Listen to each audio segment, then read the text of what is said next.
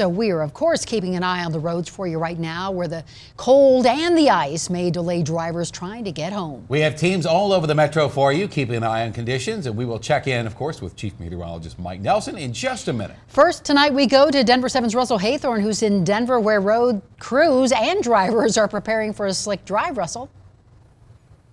Yeah, and it's already a mess out there. In fact, in just the past hour, the DPD says there have been 33 weather-related crashes. So what is Denver doing about that? Well, they're putting down a lot of this sand and salt mixture on the roads. We have some video to show you from earlier.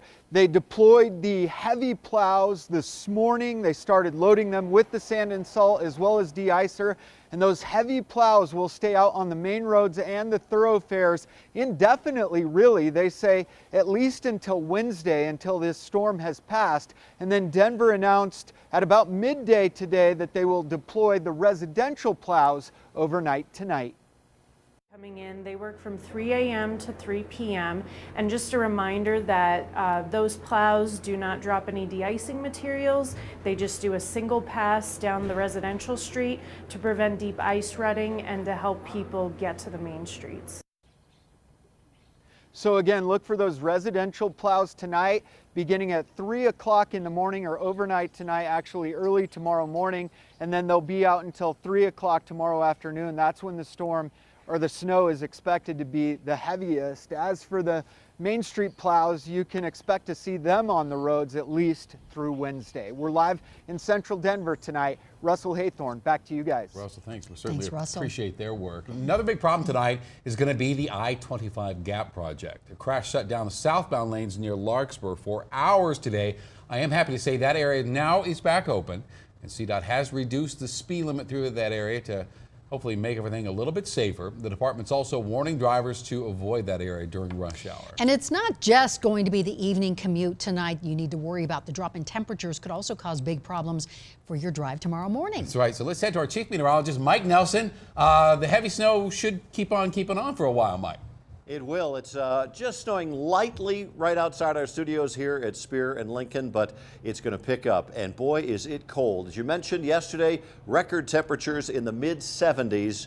And today we're around 20 degrees. How big of a change is that we've had in just 24 hours? Well, it's somewhere between about 55 and 60 degrees in many locations. And it's not just the colder temperatures. There's a little bit of wind involved in this storm too. So the feels like temperature, the wind to chill on exposed skin is mostly single digits and even some sub-zeros. It's really a dangerous night tonight to be out if you're not properly attired. As far as the snow is concerned, you can see it covers much of the mountains and west and along the I-25 corridor, right on down into the Denver metro area. So even though it's slightly lighter here downtown, it will pick up for tonight. Our headlines, those tumbling temperatures are going to continue. Roads are going to be very slippery. Slow down out there, would you? And we're going to see more of the same coming up for tomorrow morning and for tomorrow afternoon. I know sometimes I sound like a grumpy old weatherman, but you go fast, you're going to get in trouble out here. Be careful, folks.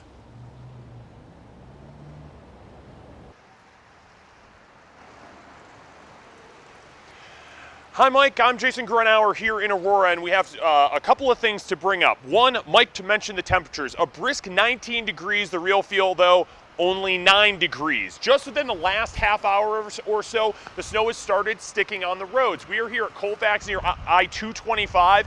They had been wet for a majority of the day, but now it's getting even slicker out there. That's partially why I-225 out there in the distance is so slow. Your regular evening commute, rush hour traffic on top of this weather, it's at least a half hour from where we're standing to get down to I-25, another half hour to get up to the airport. They are dealing with their own issues. The snow is falling down. You can see just how much it is kind of packed up here on the sidewalk. It's light and it's fluffy, but you can't really see too far as visibility goes. That's why the city of Aurora is still on accident alert. Aurora police say that many of the crashes that they've responded to have been cars simply sliding off the road. So if you want to take another form of transportation, there's RTD buses. We're not far from the R line here, but even they have put out that it's likely going to be at least a 20-minute delay for usual things. And Mike said slow down. You don't want to end up like those cars on the back of the tow truck. That's why you want to slow down both this commute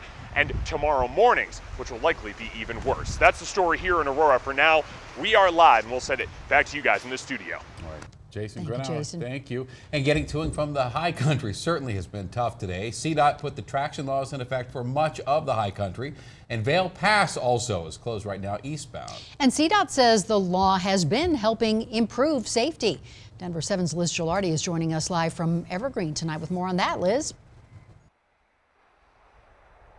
Well, and you know, it depends on who you ask if the law is working. It's something that's really hard to measure. We are here in Evergreen where, as you can see, the snow is falling, and we just talked with a state trooper who's been out here on the roads. He says the stretch of I-70 between 470 and Floyd Hill is getting really bad, some of the worst that he's seeing on I-70 at the time. So they are preparing for that. We've also seen a lot of plows out. But back to the traction law, when you talk about getting ready for the storm, one of the most important things you can do is make sure that your car is in compliance, especially if you're heading to the mountains. And if you haven't heard, there have been some fairly recent changes to that law, especially targeting two-wheel drive vehicles. Those cars need to have winter tires or traction devices September through May, and the law also increased tread depth. We asked the owner of a towing company if he's seeing more people play by the rules. I think awareness is way up. I think sometimes people either don't have the means or just don't get the tires done or think they have one more day to get it done.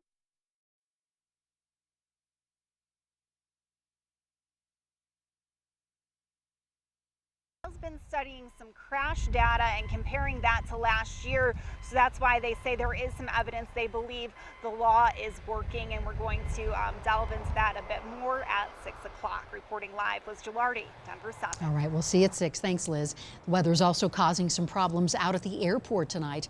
We know that more than 400 flights have been delayed, more than 150 have been canceled. And we spoke with some passengers this afternoon who told us they really are trying to get out of town quickly before the snow really starts to pick up. I'm prepared, but I'm hoping that I get on my flight. So I'm about to try to check some other options, see if I get an earlier flight now. But at the end of the day, I'm the type of person, you can't do much about the weather, so why stress and worry?